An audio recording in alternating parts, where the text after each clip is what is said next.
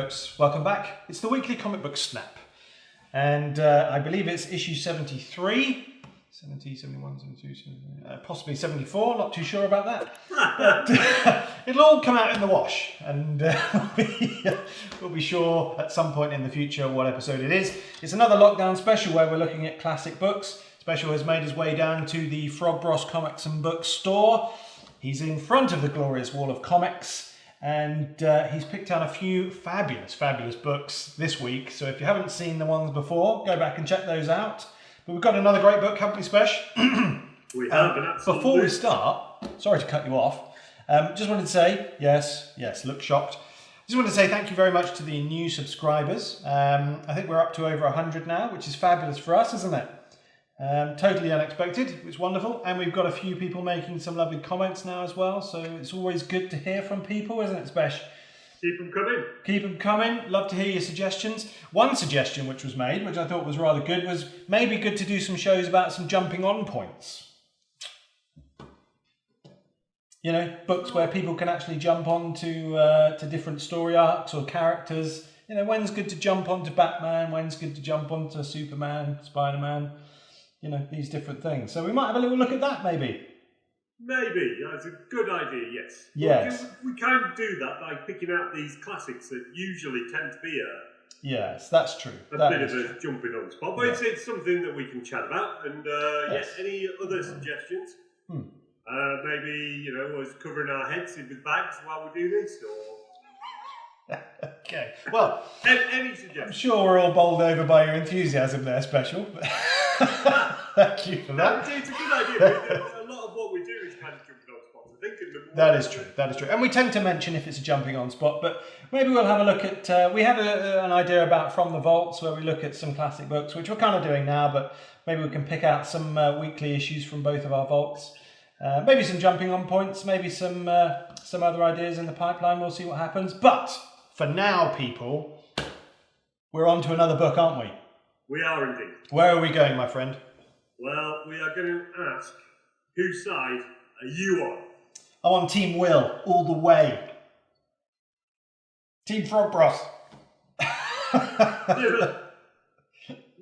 You're not allowed to be Team Frog Bros. You know what? Right now I'm on Team Bird over Team Cat. No, Team Cat. No, Team Bird. Did I tell you about my cat bringing in a bird the other day?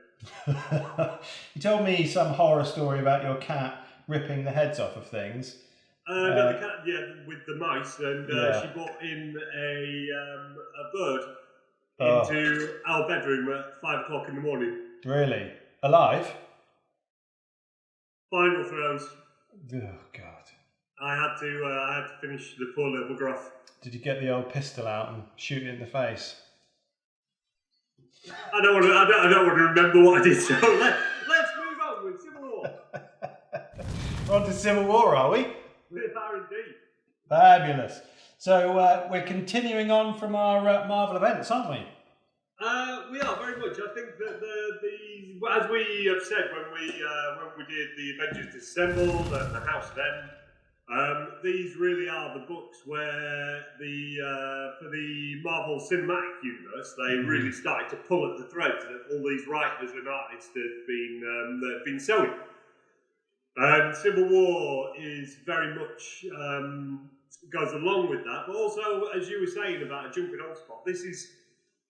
I think I said before with Avengers Disassembled is the jumping on spot that we say, or just a little bit further down the line, very much this book. And this book is where the line was drawn in the sand. And so much great stuff comes out of this. Yeah.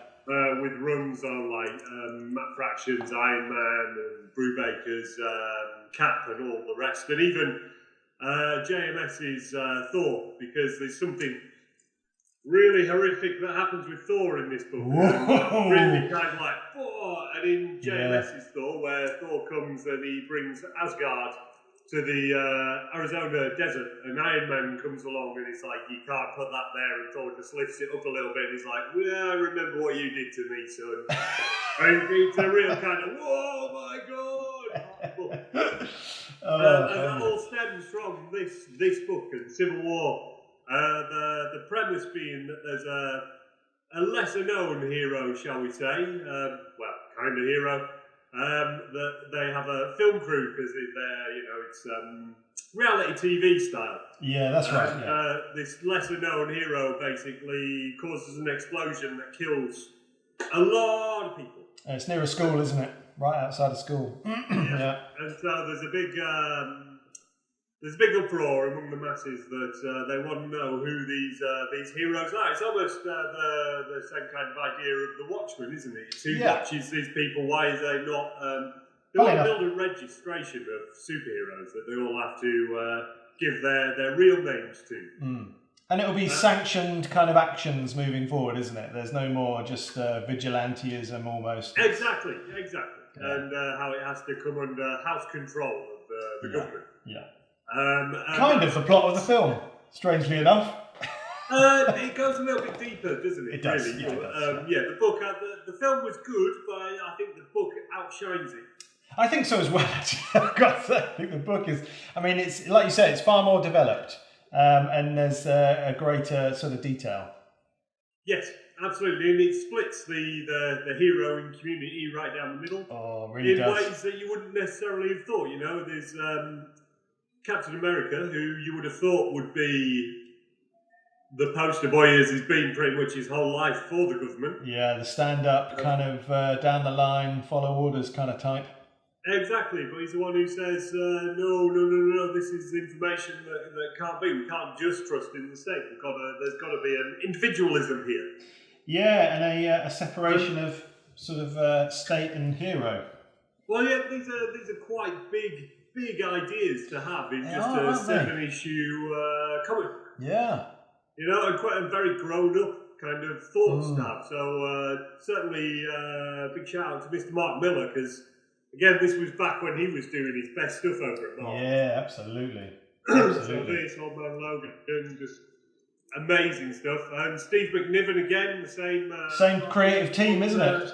Absolutely, and it just shows that they can do the whole of the Marvel universe because they're all in there, and it is amazing. It's again amazing that it's a massive brawl almost from start to finish. Yeah. Yet there is this kind of deep storytelling going on throughout as well that really kind of picks at a lot of threads and makes you think. You think you know you're on one side, and then you hear a little bit of an argument, and you're like, okay, maybe, but then you swing back the other way, and it's yeah. And all under the tagline. When it was coming out, it was under the tagline, "Whose side are you on?" You know. As fans, we were pushed to choose sides. Yeah. I mean, I thought this was fantastic. I've probably not read this again for a few years, but going back to it, just amazingly kind of, I mean, like you say, the nuance in there is really, and between the different characters and their points of view and what motivates them, but also like it's such a broad canvas. Like there are so many of the Marvel characters in here. And for a writer to kind of be able to pull on all those threads and make them sort of sound real and realistic and keep in mind their history and their motivations and where they're coming from. Like it's a real sort of feat of, amazing writing that Millar's pulled off. Absolutely, and the relationships between them. Exactly, just the history and all of that. Yeah, exactly. Like, and what the characters that kind of will automatically, because of their sort of nature, butt heads, like Iron Man and Cap. You got a kind of wisecracker and then down the line sort of guy, and then to flip those round to be, like you say, not what you'd expect them to fall down on a certain side.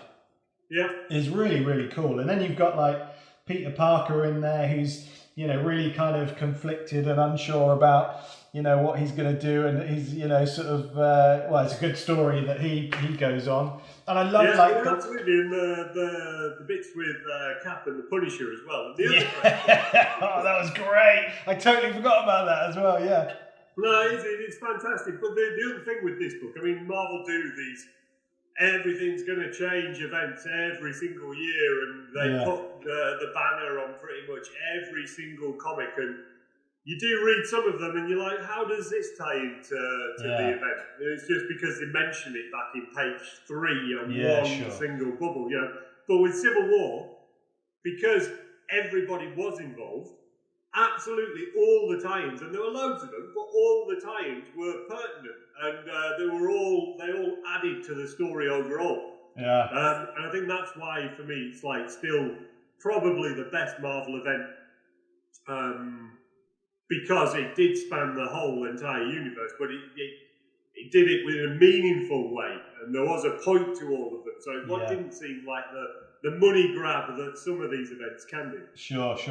I mean, I love that the Watcher turns up as well. It's just this pivotal moment that he needs to be noticed. So good. But what I was going to ask... Yeah, his conversation with Strange. And yeah. There's so much in there that it's just amazing. And anybody who likes the Marvel films, likes Marvel comics, you have to read this book to see where we've got to today with Absolutely. Well, the three, I think, like Avengers Disassembled, the House of M, this one... I mean, these are all. I was actually, funnily enough, I was going to. Well, you can just see the influence basically on the MCU, like that. But what I was going to ask was, where did Bendis kind of step off and Miller come on? Were they both working at the same sort of time during this period?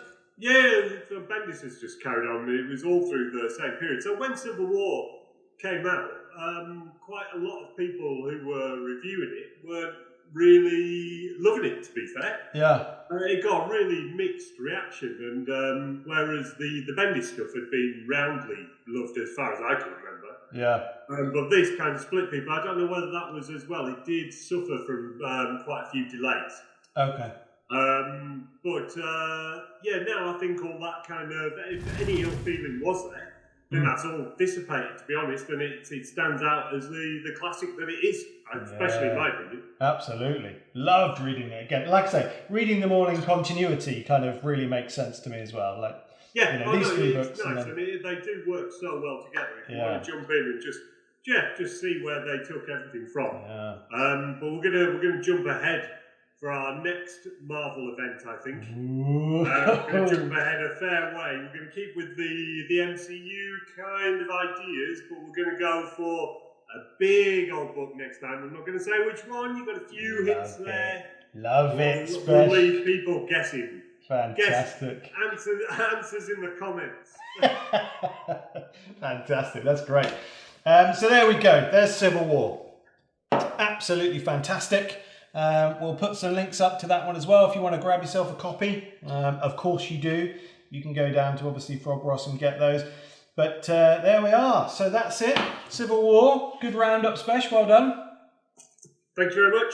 Stay safe, people. Stay safe. We'll be back again hopefully with hopefully some new books. Hopefully coming soon, or catching up with some. A couple of weeks maybe. But we'll be back with a few more of these because I'm having a whale of a time reading these, I have to say.